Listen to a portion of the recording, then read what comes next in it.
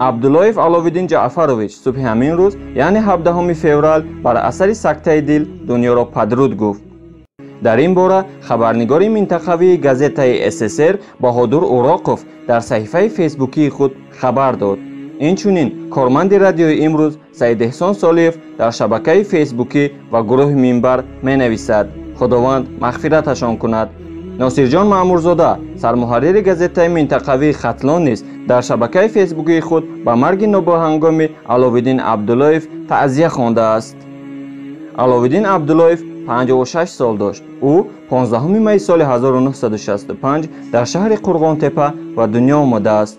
با جایزه های هنرمند شایسته تاجیکستان، هنرمند خلقی تاجیکستان سرفراز گردیده است و اعضای اتفاق سینماگران تاجیکستان می باشد.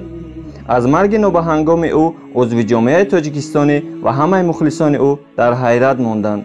جنازه وقتی نماز عصر شهر باختر کوچه عبداللهیف پشت تپه قرغان